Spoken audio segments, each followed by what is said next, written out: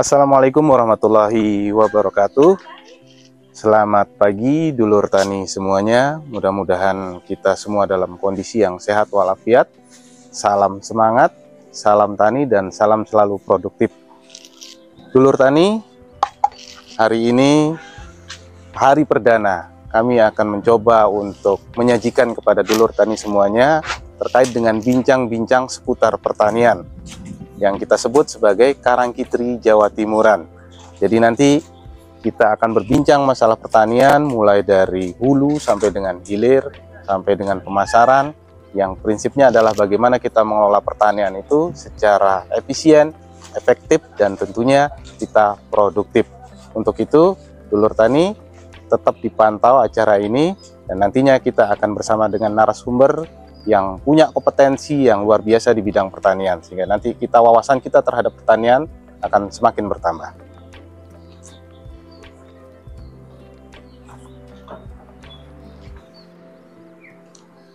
Dulur tani, pagi ini sedikit mendung ya. Saya tidak sendiri tentunya untuk bisa menjelaskan apa sih bincang-bincang pertanian yang sudah kami sampaikan.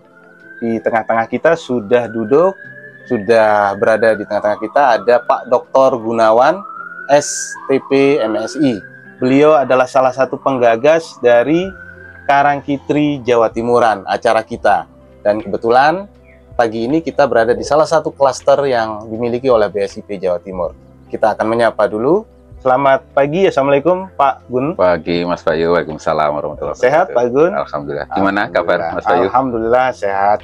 Mudah-mudahan kondisi Pak Gun sehat, kondisi tanaman sehat, dan kita tetap bisa berproduktif, begitu ya Pak Gun ya? Betul Mas Bayu, apalagi ini cuaca lagi mendung ini, kita harus jaga kesehatan ini. Kita harus sama-sama menjaga kesehatan dengan kondisi iklim kita yang bisa dibilang tidak menentu ya, terjadi pergeseran iklim secara global maupun nasional. Pak Gun, dari tadi kita sudah melihat banyak tanaman, kemudian ada angsa, kemudian ada ikan, ada juga ayam. Kira-kira bisa dijelaskan ke dulur-dulur tani, apa sih kita sedang berada di mana saat ini terkait dengan klaster? Monggo Pak Gun. Baik, terima kasih Mas Bayu. Jadi dulur tani dimanapun Anda berada, kita lagi berada di salah satu klaster yang namanya adalah Karangkitri Jawa Timuran. Ini hampir sama dengan acaranya ya Mas Bayu. Sama dengan acaranya berarti. Baik. Ya. Perdana dan sama acaranya begitu ya? Betul. Jadi klaster Karangkitri Jawa Timuran itu adalah salah satu kegiatan pengelolaan lahan pertanian berbasis preferensi konsumen dan etnobotani. Jadi lebih jelasnya bagaimana kita mengelola lahan pekarangan yang di sekitar rumah itu berdasarkan dari permintaan konsumen dan berdasarkan dari basis budaya. Jadi kalau di Jawa Timur, Mas Bayu, itu ada beberapa etnis. Tentu dari etnis ini akan berbeda pola makan, kebiasaan sehari-hari dalam mengelola pertanian. Jadi kalau di Jawa Timur itu ada etnis Jawa, ada etnis Mataraman, kemudian ada etnis Madura dan Pandalungan. Tentu di setiap etnis ini berbeda-beda kebiasaan, baik kebiasaan pola makan, tentu pola makan, menu makan berbeda, tentu asupannya juga berbeda, tanamannya juga berbeda gitu Mas Bayu. Jadi kita mencoba untuk bagaimana menyesuaikan dengan etnis itu. Jadi muncullah Karangkitri Jawa Timuran. Jadi menarik sekali ya dulur tani ya. Jadi sudah dijelaskan, berarti di sini ini menggambarkan etnis yang ada di Jawa Timur, seperti bagaimana mereka membudidayakan tanaman sampai menjadi makanan untuk siap saji, begitu. Betul. Itu bedanya dengan KRPL apa Pak Gun ya? Baik, jadi kalau KRPL itu kan kawasan rumah pangan lestari, di mana dari satu konsep pemanfaatan pekarangan yang untuk memenuhi kebutuhan keluarga. Hampir sama, cuman ini dibedakan berdasarkan etnis itu berdasarkan budaya masing-masing gitu. Misal contoh kalau kita melihat di budaya Mataraman gitu ya, kalau lihat pekarangan di pedesaan itu di pinggirnya pembatasnya bukan lagi tembok tapi tanaman hidup. Nah, tanaman hidup sebagai pagar itu juga dimanfaatkan untuk kebutuhan sehari-hari, konsumsi sehari-hari. Misalnya ada beluntas itu dimanfaatkan untuk botok ya, Mas Bayu ya. Itu kesukaan saya botok kebetulan ya. misalnya ada apa ketela pohon singkong itu kan, itu daunnya bisa digunakan untuk urap-urap dan lain sebagainya. Betul, itu bagian dari indigenous knowledge, jadi bagian dari kearifan lokal. Nah, itu yang akan kita angkat dengan Karangkitri Jawa Timuran itu, Mas Bayu. Baik, jadi semua yang ada tanaman, integrasi ternak, ada ikan, itu semua dimanfaatkan kembali ke rumah tangga, tentunya supaya mengurangi biaya rumah tangga. Betul, begitu ya, Pak Gun, betul. Ya? Jadi tetap kita integrasikan, tentu menyesuaikan dengan luasan lahan, Mas Bayu. Luasan lahan, betul. Jadi kan luasan lahan, kalau di perkotaan mungkin banyak yang sempit ya, maka dikenal dengan urban farming. Nah, Karangkitri Jawa Timur itu mungkin yang ala pedesaan yang di atas 100 lah luasannya. Sehingga nanti ada, misalnya dilihat tadi Mas Bayu, ada kolam ikan, itu untuk proteinnya, kemudian ada ayam, ada angsa, yang kotorannya bisa dimanfaatkan untuk pupuk dan dikembalikan kepada tanah untuk kesuburan tanah. Jadi ini luar biasa ya, dulur tani. Jadi ini hanya mengkonsep kembali bagaimana leluhur kita, nenek buyut kita itu dalam mengelola pekarangan, begitu ya, betul, Pak? Betul. Jadi mereka sebenarnya dulu tanpa sadar mereka itu sudah merencanakan proteinnya dari mana, sumber vitaminnya dari mana. Mungkin yang dibeli hanya garam, begitu ya, Pak Gun? Betul. Karena kalau Karangkitri Jawa Timuran kan tidak mungkin ada pantai atau lautan. Betul, Mas Bayu. Jadi kita mensubstitusi lah, artinya dari hasil pekarangan, ini itu minimal pengeluaran kita itu bisa ditekan, sehingga ada satu penelitian sampai 70%, 80% itu berkurang. Jadi ya betul, tadi mungkin banyak beli garamnya saja, mungkin kalau lauknya bisa ikan, bisa kemudian dari apa sayur mayurnya itu bisa tadi yang urap-urap, kemudian ya macam-macam lah.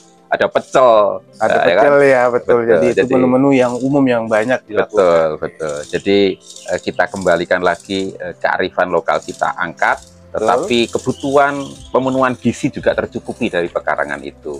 Kemudian pengeluaran bisa ditekan. Nah, itulah manfaatnya konsep dari Karangkitri. Konsep utamanya seperti itu. Betul, Mas Bayu. Pak Gun, tadi saat berjalan-jalan yang di sebelah sana kan kita melihat ada yang hanya tanaman satu jenis, kelor, kemudian ada beluntas, dan di situ sudah tertulis Madura Pandalungan. Kemudian ada yang Mataraman. Apakah ada yang pembeda di antara dua etnis ini yang paling spesifik? Supaya nanti barangkali dulur tani kita tidak hanya dari Mataraman, mungkin juga dulur tani ada yang dari Pandalungan, seperti itu. Konsep-konsep itu misalkan diterapkan di teman-teman yang Pandalungan, Mataraman, itu seperti apa menerapkan kalau di skala mereka?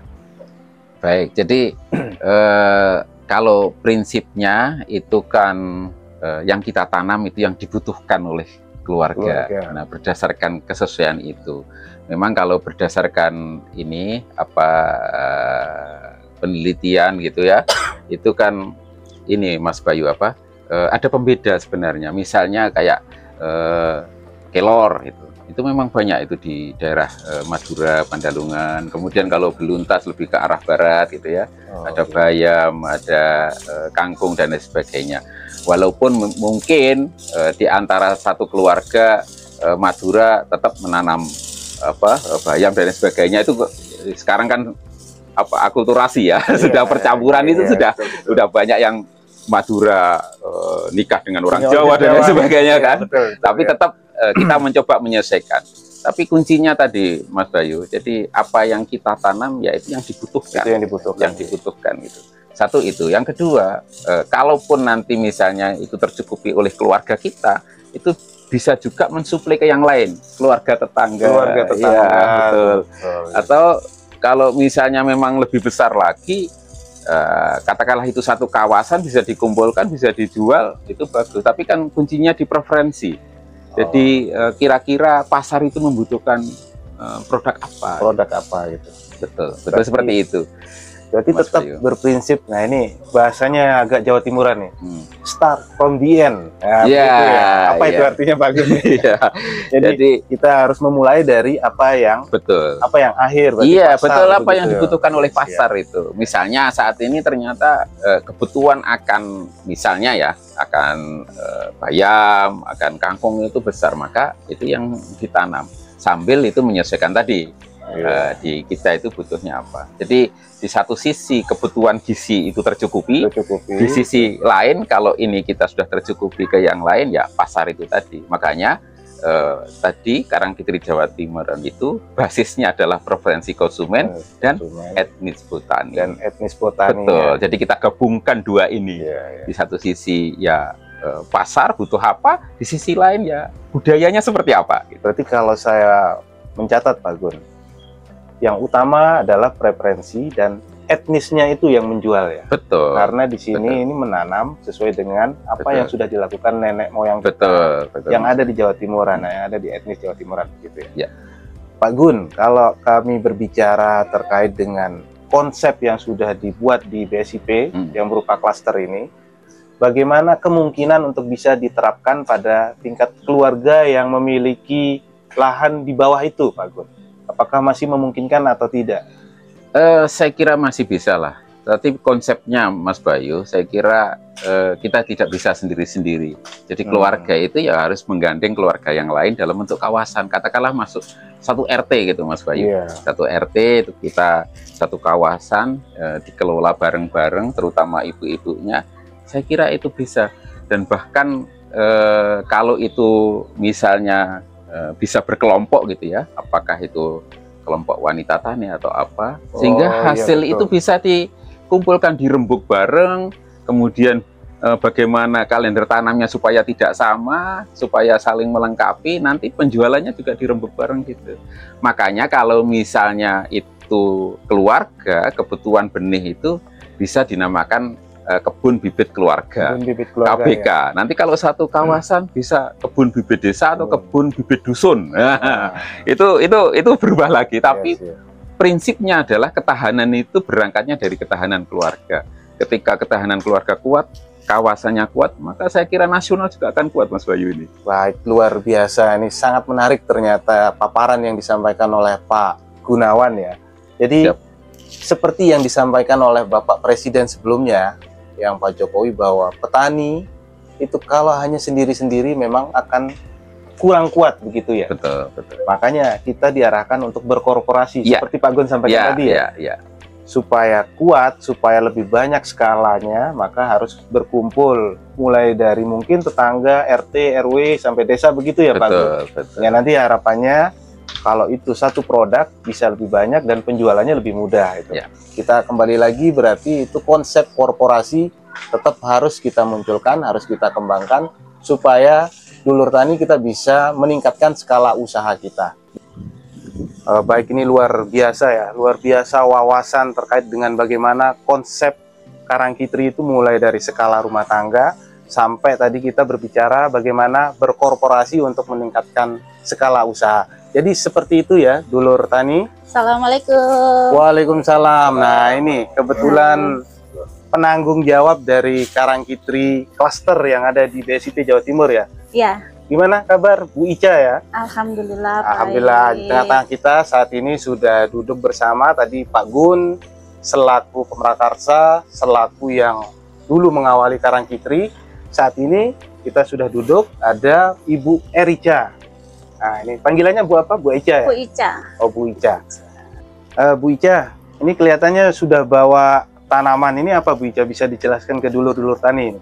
Baik, jadi kita hari ini mau menanam ubi jalar, kemudian kita mau menanam azolla. Jadi azolla ini untuk keberlanjutan pakan. Jadi bisa untuk pakan ternak ya, seperti angsa, karena di sini ada angsa, kemudian bisa untuk pakan ayam sama pakan ikan. Jadi kita tidak tergantung dengan pakan beli. Jadi kita begitu ya. Karena ini cepat berkembang biaknya untuk azolla ini. Nah, baik, berarti dulur tani ini perlu tahu ini Bu Ica. Ibu Ica kan tadi berbicara keberlanjutan. Nah, terkait keberlanjutan bagaimana pola tanam, jadwal tanam, seperti apa Ibu Ica merencanakan untuk jadwal tanam yang ada di Karangkitri, sehingga itu bisa lumintu, bisa menghasilkan bulanan, mungkin 3 bulanan, atau mungkin sudah ada perencanaan untuk 1 tahun. Barangkali bisa diberikan gambaran ke dulur tani untuk wawasan bagi dulur tani.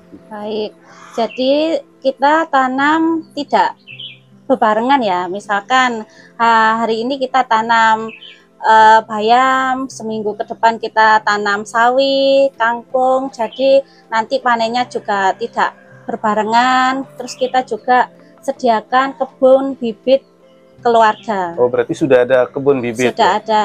Jadi, di sana sudah ditanam apa yang akan ditanam untuk selanjutnya, untuk begitu selanjutnya, ya? Ya, supaya kita tetap berkelanjutan untuk kedepannya. Untuk panennya seperti apa Bu Ica? Apakah serempak atau sudah ada jadwal panen juga? Kalau panennya itu juga tidak bebarengan. Jadi misalkan minggu ini panen sawi, kemudian minggu depan panen kangkung, kacang panjang, dan seterusnya seperti itu. Oh, berarti macam-macam ini ya. Tadi Ya, sudah macam-macam. dijelaskan Pak Gun juga tadi bahwa semua sumber itu sebisa mungkin yang dibeli hanya garam, begitu ya tadi Pak Gun ya. Jadi uang yang untuk belanja ibu-ibu nih, terutama Ya. ibu-ibu kan Bu Ica kan yang merencanakan di dapur Bu Ica, bukan Pak Ica yang merencanakan ya. Ya. Kalau Pak Ica kan merencanakan yang lain, begitu ya. Berarti kalau kita sudah punya sumber bahan berupa tadi ada sawi, kemudian ada kacang panjang, larinya kan ke menu. Ke menu. Nah itu Betul. apakah juga di Karangkitri ini sampai merencanakan menu-menu harian? Betul. Jadi di Karangkitri ini nanti kita juga merencanakan menu harian mingguan. Jadi dalam 1 hari kita juga merencanakan 3 kali makan. Jadi 3 menu.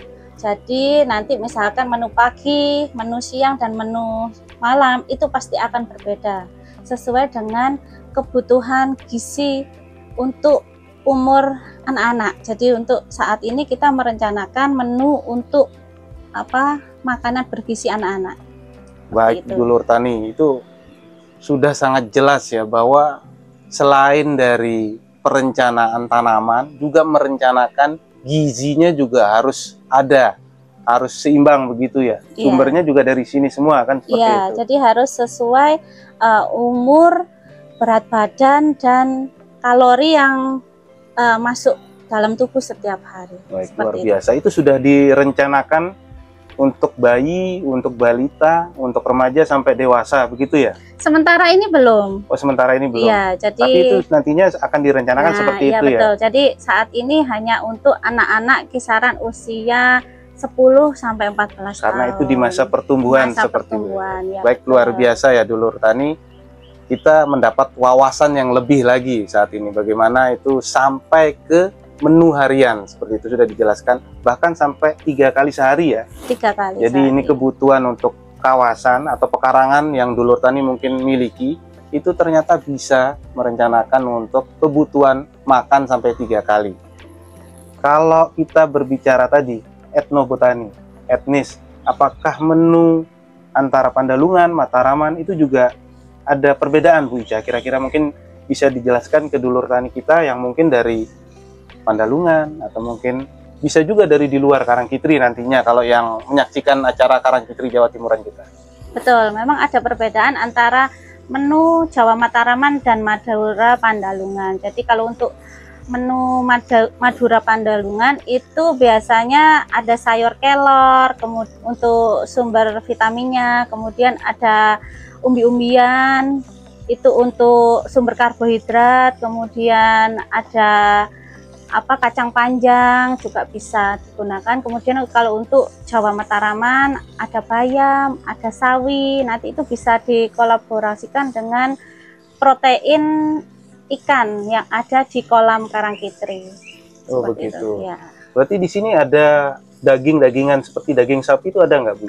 Kalau daging sapi nggak ada, Oh, Mas berarti Bayu. kalau itu kita harus beli ke pasar dulur tani. Jadi tambahan ya. Tadinya garam, juga nanti kalau ingin lebih lagi diversifikasi pangan, nah seperti daging itu tentunya kita harus ke pasar lah. Paling tidak kita sudah mengurangi dari sektor Pengeluaran harian. berupa sayur, itu seperti itu ya. Ya. Baik, terima kasih Bu Ica.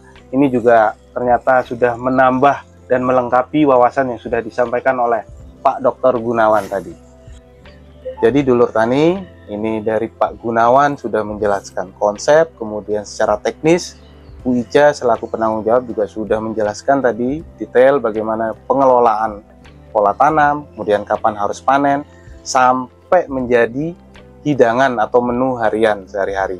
Artinya kalau kami catat ya, itu gizi tetap dijaga, kemudian tanaman tetap ada sumbernya, seperti itu. Nah tentunya dulur tani, konsep yang sudah ada, nantinya kita harus optimis, itu masih bisa diterapkan ya untuk tingkat rumah tangga yang ada di Jawa Timuran. Syukur-syukur kalau teman-teman yang ada di Indonesia yang memiliki konsep etnis atau etnobotani juga mungkin bisa ada improvisasi, begitu ya. Baik, barangkali untuk sesi Karangkitri Jawa Timuran kita pada kesempatan kali ini sudah banyak bincang-bincang yang sudah kita dapatkan. Untuk selanjutnya tetap pantau terus kegiatan atau acara Karangkitri Jawa Timuran kita. Sekian dari saya, terima kasih kepada dua narasumber kita yang luar biasa. Sama-sama. Ada Pak Dr. Gunawan dan Bu Erica ya. Saya sebagai host juga undur diri. Saya mengucapkan terima kasih untuk Bapak dan Ibu, dulur tani semuanya yang masih setia memantau acara Karangkitri Jawa Timuran. Kami akhiri, wabillahi taufiq wal hidayah. Wassalamualaikum warahmatullahi wabarakatuh.